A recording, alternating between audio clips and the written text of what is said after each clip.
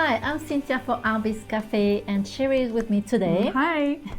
And we want to talk about multi-strand. Mm-hmm. And we talked already about multi-strand, but we want to let you know how there is a balance in doing multi-strand. So we wanted to show you what we have. And Cheri at the end will show us how to balance a multi-strand like this beautiful necklace that you made with some big beads in the middle and then smaller. Right. And it's not always obvious to do, right? No, how do you know how many beads, it's going to get a good lay exactly on your palette? And yeah. So we'll talk a little bit about that and some technical things. Good. Good. But first let's start on my side. And if you don't know how to do multi-strand, and if it's something that is too intimidating at the beginning, well, you can always start with memory wire. Mm-hmm. Memory wire is pretty easy. You just cut several rounds, and then you just string your beads. So that's one way to do a simple and fast multi-strand. And then don't hesitate to multi-strand doesn't mean just beads. Right. I like to mix different media with it. Like on this one, I did a ribbon and then some chain. Cheri, you made a beautiful chain one here. Mm-hmm. All different lengths of chain and just laid them out. They're connected with jump rings and crimps and so it's a fun look with the different colors of patina, different colors of chain, I think. I love the colors too. And then we do have findings that make things easier, like on these. Those are bezels. They have two loops. And that has the look of a multi-strand too with the leather. So that's pretty easy to do. Then I find those beads, and those rectangular one called beam beads, and they have 3 holes. They work so perfectly. Right, they're like a spacer. They sort of set you up for your 3 strands. Exactly. Yeah. So I didn't have to think about the length or whatever. It was just perfect to do something with that. And you can always do multi-strand also starting with some seed bead. And here I did a brick stitch. And then I just ran my strand through the brick stitch. And that was pretty easy. From one end to the other. So you did your 2 ends of brick stitch. I did. And then connected them with the strands. Yes. Yeah. And that's beautiful. I just love this one. And we do have also a lot of multi-strand clasp, and that also helps a lot for making your strand easy. And let's have a look here in the middle. We have some beautiful multi-strand. And this one, I love it. I mean, it's pretty big, but that can be a focal point. Beautiful focal. Very classic. And look at this one too. So classic. This is a 3-strand, yes. I love that. So beautiful. Is that a hook clasp or a box? A box. Okay. A box clasp. That's so sweet. Beautiful, yes. And then you can go with something very simple also, or something that have more theme, like we have the flowers. This is so classic. Beautiful with just pearls. The pearls, yes. Yeah. And something really, really simple I just love using too is the tube clasp, because it doesn't take too much from your strand. Just your beads are the focus. Right, yes. And then, Cheri, do you want to go on that side then? So over here we have many strands of seed beads, which is really easy to do. And those are just all connected with crimp tubes, and you can use jump rings or not, depending on how that lines up for you. Okay, so all the lengths, are they the same size then for the... Roughly, yeah. Okay. Yeah, I didn't worry about laying them so that they're all flat. They're more like a twist. So they're roughly all the same length. Okay. Which makes that easy. And then you have this beautiful piece. Yes, I wanted to show this one. I started with the big one here. Can I move that there for you? What I wanted to do is, so this is pretty heavy at the bottom, and I still wanted something in the middle. So I added this chain with this beautiful Swarovski pendant, beautiful. A drop, but I didn't want something too small, too big. Too big would have taken away from the bottom one. Too small would be like, there is nothing there. What's the point? Right.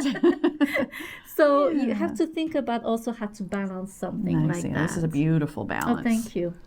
Really pretty. And this blue is just amazing. Such a pretty blue. Sometimes you think, I've got these, for example, what's a good example? This one is a box clasp. You can probably see it better from this end. And this is a, I can't see it without my glasses. I think it's a 3 or 4 loop clasp, but I want more strands than that. You know, do I have to just do 3 or 4 loops? And you don't. You can make multiple loops, and then you can connect, you know, a couple strands to a jump ring, and then 1 jump ring to a loop, or even 3 strands of beads to a jump ring, and then to 1 loop. Yes. So you don't have to do the same number of strands as your loops provide. So that's something to really keep great. in mind. And I wanted to point out this one. I love these leaves. Yes. And if I had just strung all 3 strands all the same, all 3 of these leaves would have been all jumbled up. And so I toyed with this a little bit, and I like the way they nested in between. But to achieve that, I had a big gap in here. And this is maybe I should hold this up so you can see. This is a 5 loop. Is that 5? 5 loop clasp. Okay. And I have basically 3 strands. Okay. And so if I just simply ran jump rings from this middle loop to that middle, or from the middle strand to the middle loop, then I would have had gapping and 2 empty strands. Right. So I sort of linked the jump rings together to form a triangle to fill that out. So it sort of becomes part of the design. Yes. And it makes it more flexible. Right, and you needed that long of a clasp because the leaves are big. So that's why you went to a 5 loops, even though you had only 3 strands. To get those to spread out like that. Otherwise, they'd be on top of each other. Yes. And in some cases that would be fine, but that's not what I was looking for. That's such a great idea. I just love it. Simple. Yes. In this case, I think all the strands, there's 1 strand of beads per loop. This one happens to have 7, which is wonderful, especially when you have little beads, but that looks really pretty.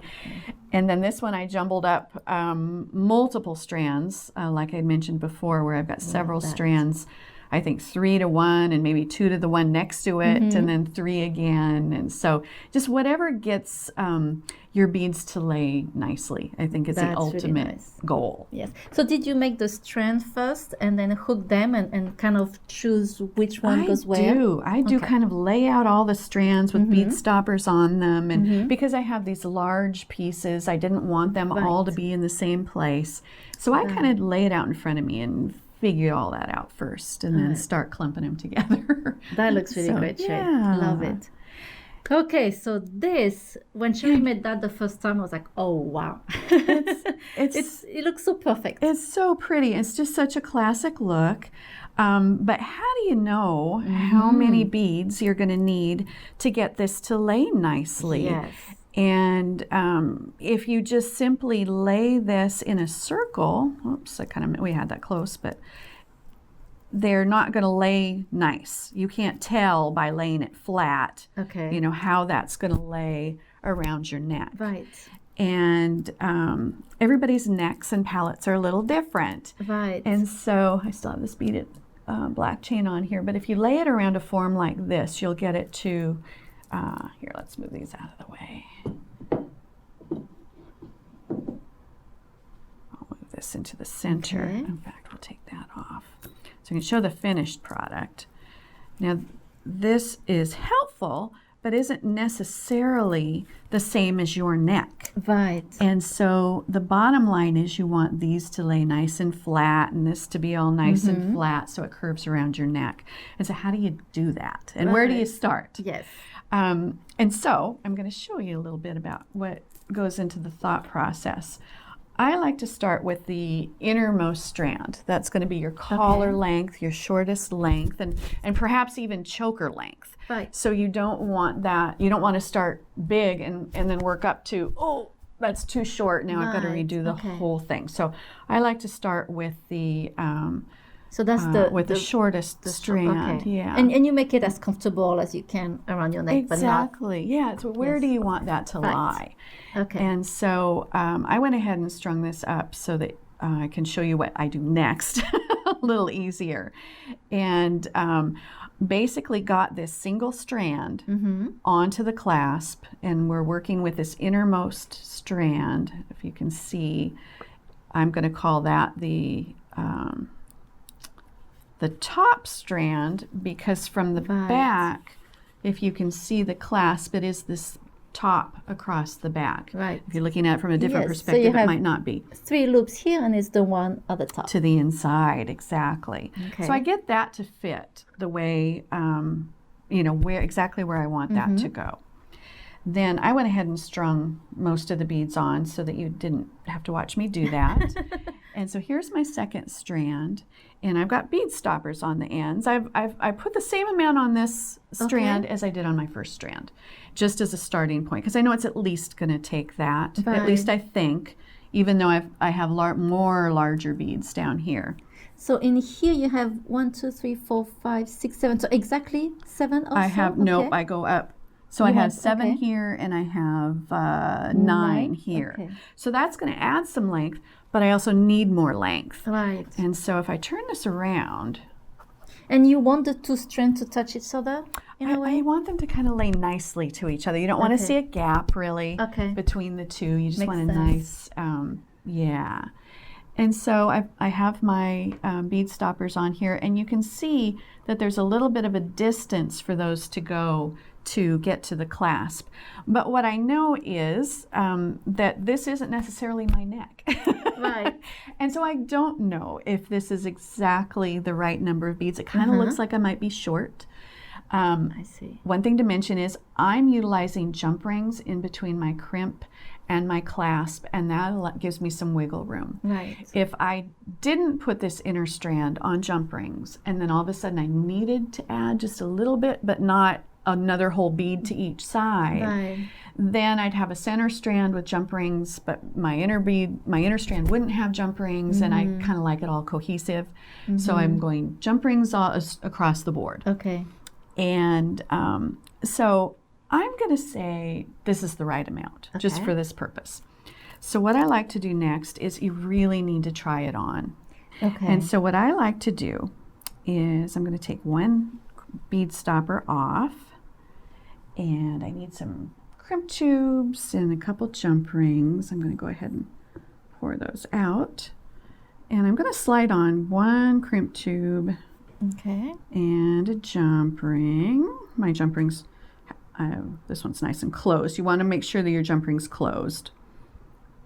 And then I'm going to slide that crimp tube in place.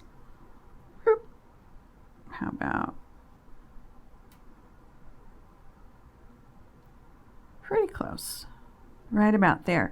Now that, you know, even if I pull on this, it's, you know, it's pretty in place. It may not hold completely. You want to make sure before you move on. And then I'm going to do that to the other side. Yes, that's the beauty of the crimp tube. You don't have to crimp right away. Exactly. You can, if you want to see first if it fits your neck, and I tend to do that a lot too. Exactly. And so, a little further. Okay, that's pretty close. And then I'm going to go ahead and hook one end. I'm going to keep this clasped so I don't get confused. Okay. And I'm going to the center of one side.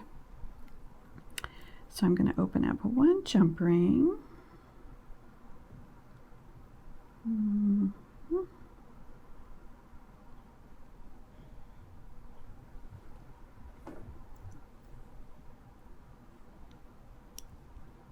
Probably a little bit further. And I'm just going to connect it to that second loop. Now I'm keeping in mind that this may not be 100% secure. Right. And then I'm going to do the same with this side. Okay.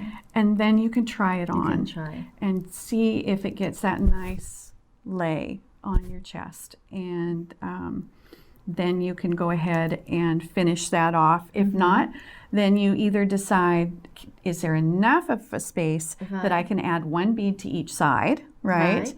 Or no, if I do that, that's going to be too long. That's when you're going to go to a couple smaller jump rings to kind of fill up that distance. Right. And then you're going to do the same thing finally with your third strand. Okay. And so it's just kind of one one step at a time. So be patient and just Yeah. put on your neck, see if it fits. Exactly. And it looks really beautiful because the strands are close to each other, and like you said, there is no gap. Yeah. That's why it looks stunning like that. It's a pretty piece. So, but you do have to fuss with it. Like everybody's different, so you got to make it fit you. Thank you, Cheri. I just you're welcome. love that necklace. I love how you did that. So I'm Good. really happy that you share with us. Good. Thank you so much. But thank you so much for joining us today at Artbeads Cafe. And make sure to subscribe to our email newsletter. We have a lot of promotion and a lot of other ideas. Merci beaucoup. Au revoir. À bientôt. Bye-bye.